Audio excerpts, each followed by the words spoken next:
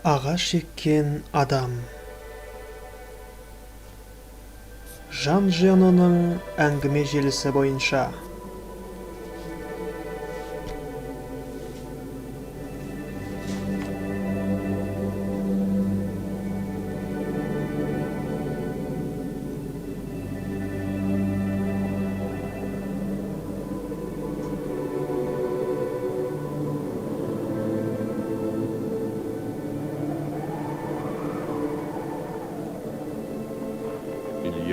Осыдан 40 жылдан астам уақыт бұрын Альпінің көне аймақтарының туристерге беймәлім төбелеріне жаяу жүрістегі ұзақ саяхат жасаған едім. Ол кездері мен 1200-1300 метр биіктікте орналасқан шөлейтті, тақыр біртекті аймақтарды кезіп жүрдім. Ол аймақта тек жабайы лаванда ғана өсетін. Мен ол аймақтың кең жазыққа жайылған бөлігін басып келе жаттым. 3 күндік жаяу жүрістен соң, тіршілік атауынан мақұрым өскіні жоқ, тап-тақыр шөлейтке келіп аялдадым. Таңнан бері ішерлік суым таусылып, оны іздеуге кірістім. Ауыл үйлерінің қирандылары біріне-бірі торғайдың ұяшықтарындай жантая қисайып қалған. Көнергені көрініп тұр. Ертеректе бұл жерлерде қандай да бір субұрқақ болған деп ойлаймын.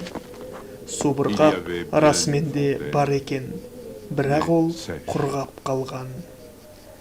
Жаңбыр мен желден шіріген шатырсыз 5-6 үй, қисая қалған қоңыраулы шіркеуші, мұның барлығы адамдар өмір сүріп жатқандай қалыпта жайғасып жатыр. Бірақ өмір белгілерінің ізі де көрінбейді.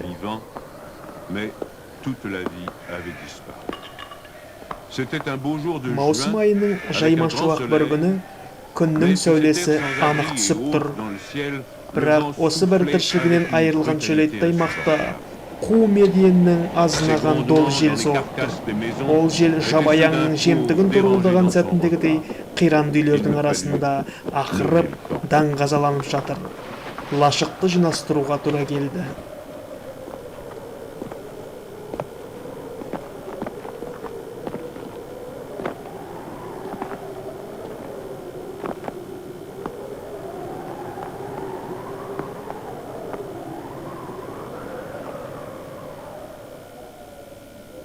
Суды іздеген 5 сағат уақытым, оны табуға деген үмітімді де жоққа шығарып, еш нәтижесін бермеді. Айналаның бәрі құрғап, өсімдік атаулысы тас қатқан көрініс.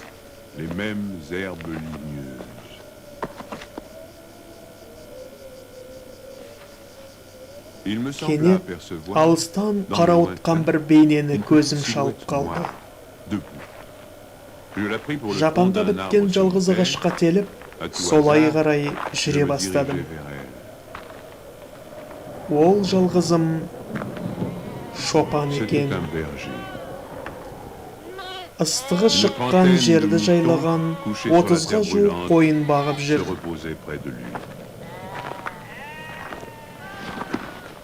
Шопан өзінің құтысынан су беріп, қырқаның жырығында орналасқан қотанға қарай беттедік.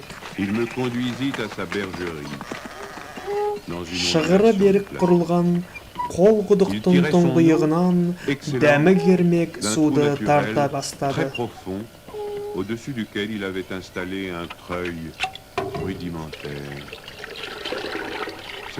Ол адам әңгімеге жоқ екен.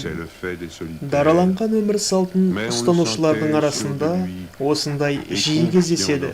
Десек те оның ұсқынынан өзіне деген әлде бір асқан сенімділіктің сипаты сезілді.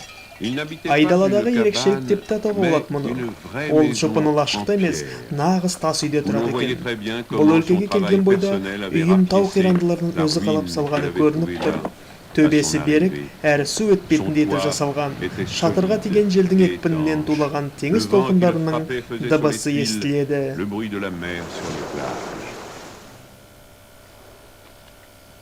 Шопанның шаруашылығы тап-тұйнақта екен. ыдыс-аяғы жуылған, едені сыпырылған, мылтығы майланған, отта қазаны қайнаулы.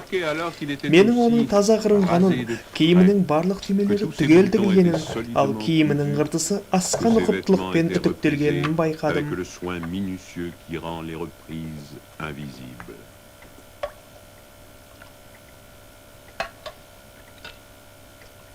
Ол маған сорпа құйып берді.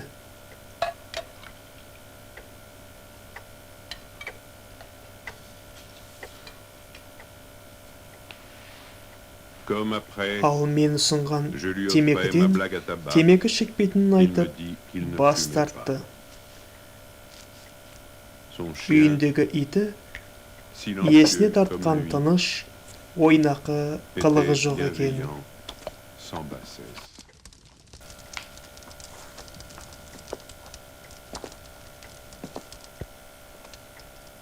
Бұл түнді осы үйде түнейтініме ол бірден келісті.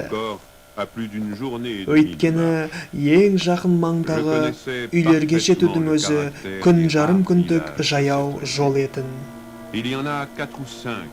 Ол жақта көлік жолдарынан жырақта, тау сілемдерінің баурайындағы ақ емендердің арасында біріне-бірі алыс орналасқан 4-5 ауыл бар. Онда ағаш көмірін жасайтын орманшылар тұрады. Бұл аймақтардағы қым-қуыт тіршіліктің өз соры бар. Қытымыр-қысы мен қапырық жазы бар өлкенің отбасылары өзара аралас-құралас болғанымен, өзімшілдік қасиеттерінен ажырай қоймаған сыңайлы. Бұл жерде тап қазір қашып кету амалында жүрген албырт амбициялар салтанат құрған.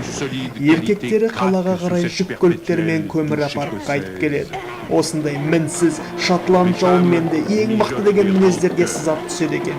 Әйелдері үнемі көршілеріне тіс қайрап жүреді. Тұс-тұстан бәсекелестік көрініс табады. Көмір сатылымында да, шіркеудегі орындыққа да талас. Мейірман жүректерде, тас жүректерде өзара тартыста. Оның үстіне мейірмандар мен тас жүректер арасында таусылмайтын күрес жүріп жатады. Оған қоса үздіксіз соғатын аңызақ жел жүйкеге түрпідей тиеді. Мұнда өзіне өзі қол жұмсаумен өлімге алып баратын жағдайлар оба індетінің сипатына ұласқан. Темекіден бас тартысымен шопан уыс-уыс емен жаңғақтары салынған қапшық алып келді. Кейіннен ол жарамсыз мен жарамсызын мұқият сұрыптауға кірісті. Мен трубка темекімді шегіп отырдым. Кейін оған өз көмегімді ұсындым, бірақ ол оның ғана жұмыс екенін айтты. Негізінде емен жаңғақтарын мұқият қарастырған оның бұл ісіне араласпауды жөн көрдім. Кешкі астан кейінгі бар әңгімеміз осы болды. Бір шама сұрыпталған емен жаңғақтар жиналған соң, ол жаңғақтарды он-оннан бөліп тастады. Жаңғақтардың кішіректерін, жарылғандарын өте жақын қыралықтан қарап отырды. Іріктелген 100 емен жаңғағы жиналған кезде, ол осындай кешкілік ісін тоқтатты. Біз ұйқыға кеттік. Біздің кейіпкеріміздің қоғамында тыныштық салтанат құрған. Ертеңінде мен ол адамның үйінде тағы бір күн қалуымды өтіндім. Ол ешқандай да әрекетім алаңдатпайтыны белгілі болған соң шығар, бұл өтінішімді қарсылықсыз мақұл көрді. Тынығудың бүгінгі күні сонша қажетті емес еді. Десек те бұл адам жайлы көбірек білуге құмартқаным жасырын емес. Шопан үйден шығар кезде кешегі тап-таза іріктелген әдемі жаңғақтарды қапшығымен бірге су толы шелекке салып кетіп, қойларын жайылымға қарай айдады. Мен оның қолындағы ағаштың орнына саусақ қалыңдығындай 1,5 метрлік темір ұстап жүргенін байқадым.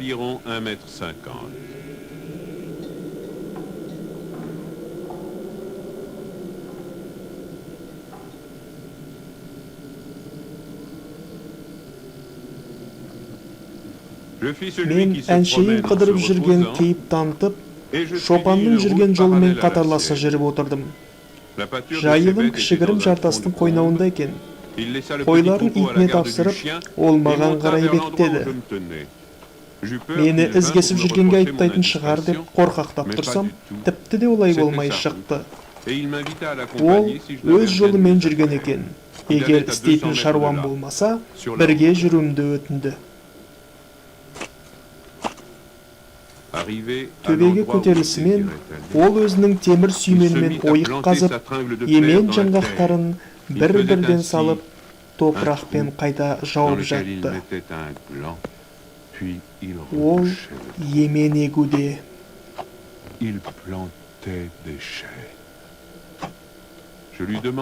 Мен одан, бұл жерлер сіздің меншігіңіз бе деп сұрадым.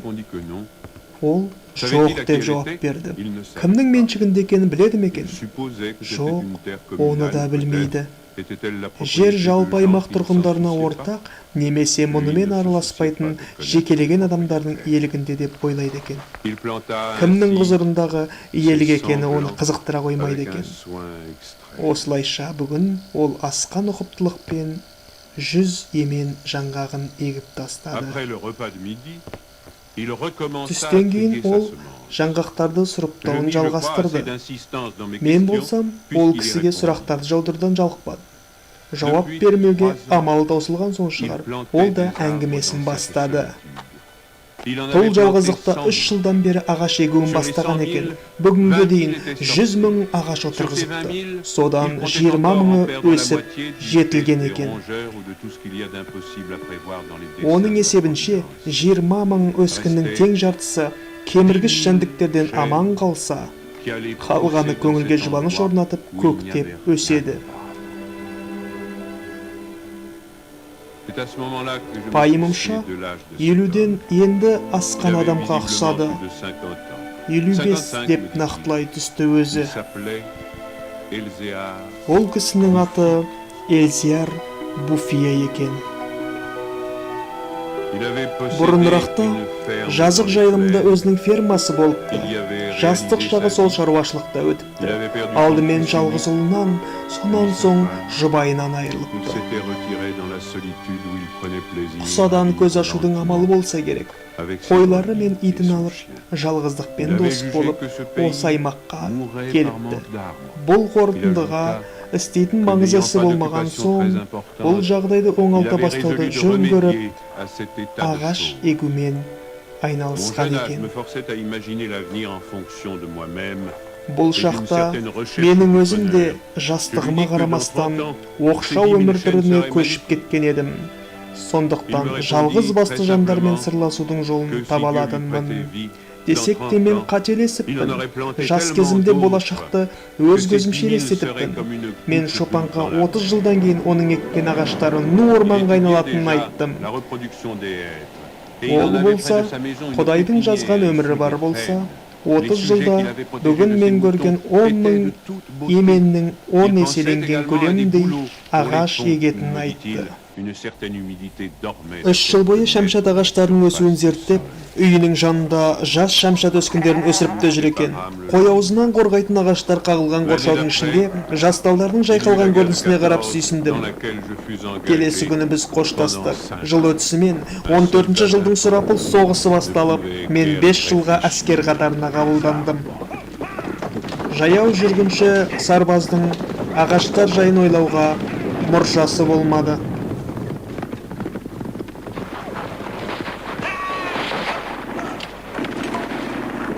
Бұл соғысты бар жоғы бақыр тиын сияпатпен аяқтадым. Таза ауаның жұбарын жұтуға құмар көңілмен, ештеңе ойламастан, сол бұрынғы шөлейт аймақтарға қайта бардым. Ол жақта өзгерген дәнеңе жоқ екен. Десек те, өлі аймақтардың артынан тұманға ұқсаған тау сілемдерінің бойымен тізілген көріністі көрдім. Жолда келе жатып, әлгі ағаштарды еккен Шопанды еске алдым. 10 мың емен ағашы орасан зор аймақты алып жатқан болар деп ойладым мен. Je m'étais remis à penser à ce berger planteur d'arbres. 5 жыл соғыс көрген мен үшін өлім деген шыбын өлтіргенмен бірдей болып кеткен. Сондықтан болар, Элзияр Буфиенің өлімін елестету қиынға соқпады. Оған қоса, 20 жасар мен секілді жастардың 50 жастағыларды төрінен көрі жақын жандарға қараған қарайтындай тағы бар. Бірақ Элзияр Буфие тірі екен. Керісінше, ол әрі ширақ, әрі қайратты қалыпта, күнделікті тұрмысын алмастырған. Оның бұрынғы өрісінен 4 бас қойы қалған екен. Оның орнына 100 ара ұяларын баптауда. Қойлары ағаштарын отай берген соң сатып жіберіпті. Ол соғысқа да мән бермей, сол бұрынғыша ағаштарын еге берген екен. 10-шы жылғы емендерге 10 жыл болған. Менен де шопаннан да биік бой түзеген. Там санарлық көрініс. Орман ішінде қыдырып жүріп, күніміз тыныштықта өткен менің табиғат әсемдігіне көз жіберіп тіпті сөйлеуге де шамам келмеді. Орман 3 бөлікке бөлінген, ұзындығы 11 шақырымды, ені 3 шақырымды құрап ұзына бойы жайылған. Егер осының бәрін жалғыз адам ғана ешқандай техниканың көмегінсіз еккен ескерер болсақ, Құдайдың құдіреті, қиратудан ғана емес, жасаудан да алдына жан салмайтын әлем адамдар қандай керемет істерді тындырар еді. Элзияр Буфие кезінде маған айтқан ойынан да айнымаған екен. Оның куәсі көкжиекпен ұштасқан шәмшат ағаштары жайқалып жатыр. Емендер кеміргіш жәндіктерден бұзылатын жастан асып кеткен, әрі берік, әрі биік болып өскен. Жасалған бұл игі істің түп тамырын қопаратын жайға келсек, ол үшін түрі жаман құйын дауылдардың ықпалы болған. Ол маған 5 жылдық керемет қайың шоғын көрсетті. Олар 1915 жылғы мен Верденде соғысып жүрген кезде отырғызылған екен. Төменгі жазықтың күллісі қайың ағаштары мен ылғалы беткі қабатында орналасқан топыраққа көмкеріліпті. Қайыңдар сұлу бекештер секілді алаңсыз жайқалып жатыр. Бұл бастама конвейерде сияқты өздігінен іске асып жатқандай іспетті. Бірақ бұл іс Элзияр Буфиені мазаламайды да. Ол өз жұмысын табанды тындыра береді. Алқап бойымен төменге түсе бере, мен ес білгелі құрғап жататын аңғардан ағын суын байқадым. Көзім жеткен бүгінгі кереметтің ең ғажабы осы болса керек. Ежелгі замандарда бұл құрғақ аңғарлар суға толы болған екен. Тіпті әңгімемнің басында атап өткен кейбір ауылдардың орнында іздері әлі де табылып жатқан галло-римдік халықтар мекен еткен. 20-шы ғасырда адамдар бөшкемен су таситын ол жерлерден археологтар балық аулауға арналған құралдарды да тапқан деседі.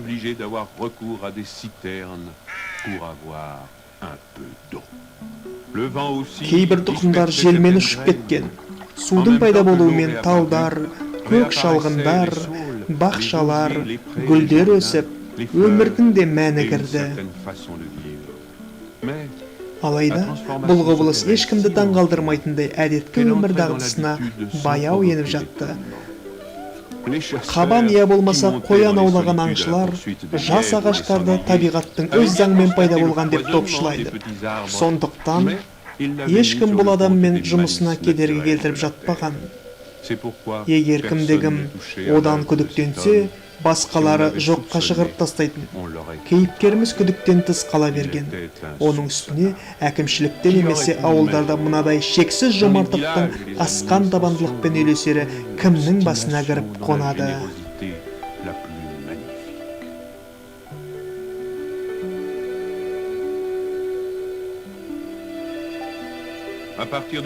Бір 1920 жылдан бастап Элзияр Буфиені көзден таса еткен бір жылым болмады. Мен оның қолын сілтеп, берілгенін ешқашан көрген емеспін. Құдай оның қолдары қандай екен біледі ғой. Дәл мынадай үлкен істі тындырудың жолында көңілі құлазуын, жолы болмаудың, жан қиналысын жеңе біліп, үлкен сындардан өте білген түсіне алсақ екен. Бір жылда 10 мыңдаған үйеңкі ағаштарын екті.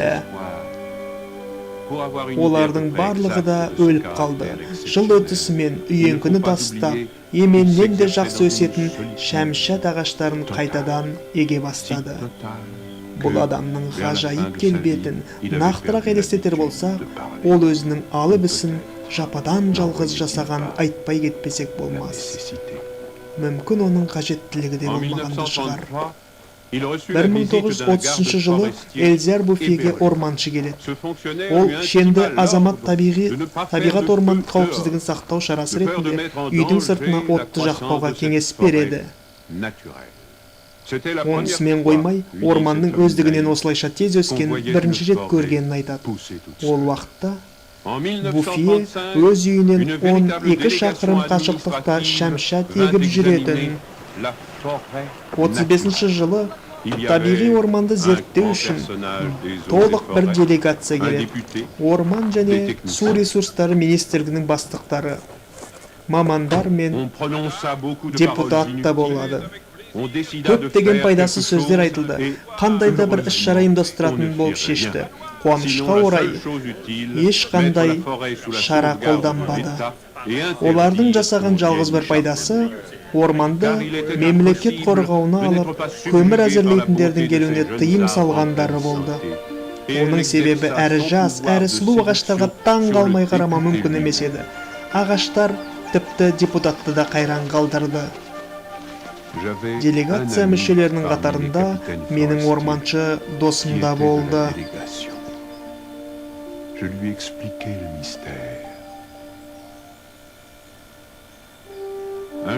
Келесі күні оған бұл орманның пайда болу құпиясын айттым. Келесі аптада ол екеуміз Эльзяр Буфьені іздеуге аттандық. Біз оны инспекция келген жерден 20 шақырым қашықтықтан қызу жұмыс үстінде жүрген жерінен таптық.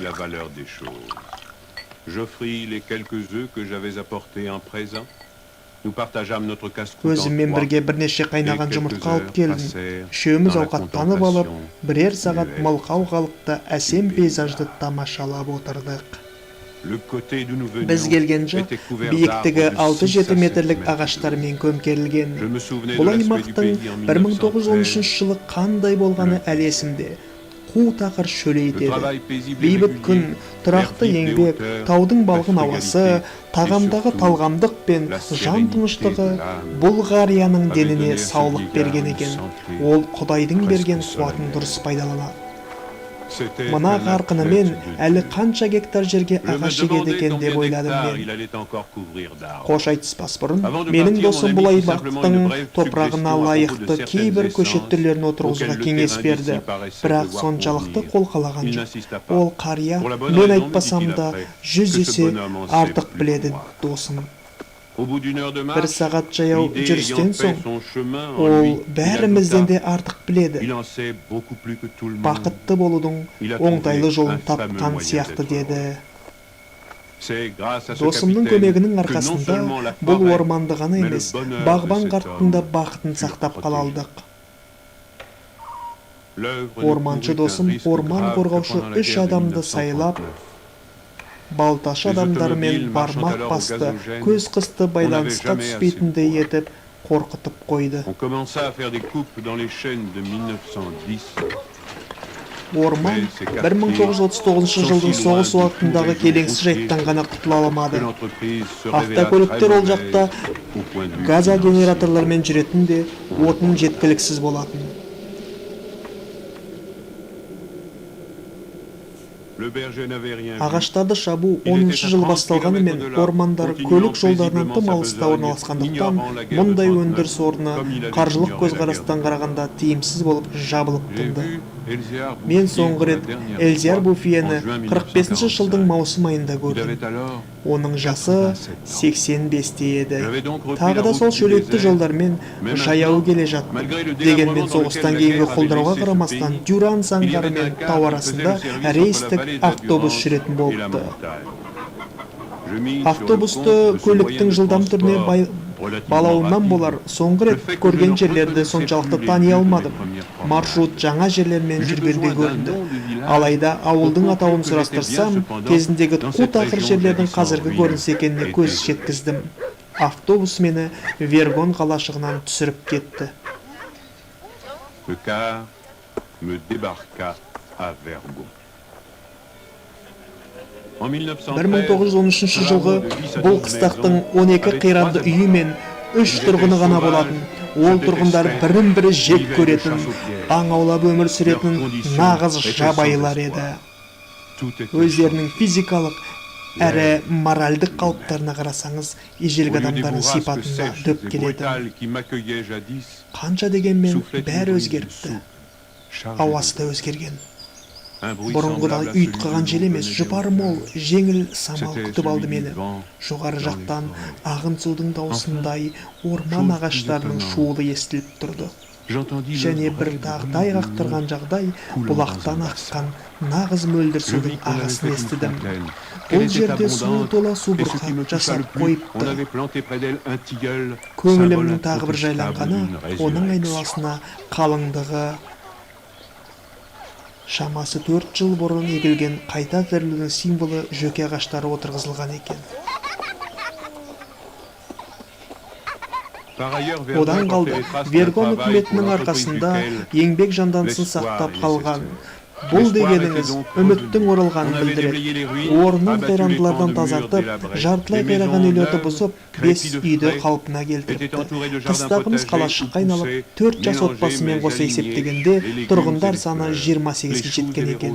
Жап-жаңа құрылыстың айналасы бау-бақшамен әсемделіп, түп-түз өзектерінде көкөністер мен гүлдер, орамжапырақ пен раушан гүлдері, алмұрт ағашы, еснек гүл, балдыркөк пен анемон егілген. Енді бұл жерде өмір сүруге әбден болады.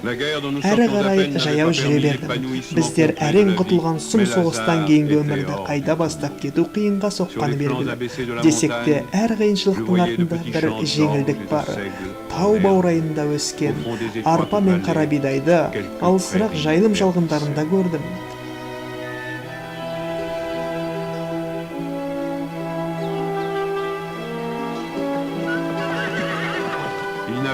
Қираған кезең мен шаттыққа толысқан мекеннің арасында 8 жыл өтіпті. Сонау 13-ші жылдағы ескі үйлердің орнында бақытты да жайлы өмірдің куәсі. Таза, сыланған фермалар тұр. Орман ағаштарымен туралайтын қар, жауын суларымен толатын бұлақтар қайтаға бастапты. Суды суармалы атыздармен ағызған екен. Әр ферманың жанындағы үйеңкі ағаштардың арасында су бұрқақтардан балғын жалбыз кілемдеріне су ағып жатты. Барлық ауылдар біртіндеп қалпына келе бастады. Аймақтың жерлері қымбат жазықтан келген адамдар жайлапты. Олар бұл өлкеге жастықты, қарекетті, қызық қуанышты да ала келді. Жол бойында қыбырлаған тіршілікті әйелдер мен еркектерді, сәбилердің күлкісін аңғардым. Олар қайтадан ауыл думанының сәнін келтіріпті. Бұрынғы тұрғындармен қоса есептегенде 10 мыңдаған адамдар шөл даланы жасыл желекке айналдырып, өз бақытын өзгеге бақыт сыйлаудан тапқан Эльзияр Буфеге қарыздар екені даусыз. Физикалық және моральдық күшінің мүмкіндіктеріне сүйенген жалғыз басты адамның шөлейтті аймақты Ханан жеріне айналдыра алғанын ойласам, таң қалуға татитын тұлға деп есептеуге әбден болады. Бірақ мен мынадай жетістікке жетудің құпия сырға толы жолында көңіл кеңдігі мен адамгершіліктің жанкештілігін өз санамда саралай отыра, жоғары білімі жоқ қарапайым шаруа адамның Құдайдың сипатына лайықты іс тындырғанына құрмет белгісі ретінде басын диемін. Эльзияр Буфе 1947 жылы Банондағы қарттар үйінде қайтыс болды. Аударған және дыбыстаған Әмзе Бекежан.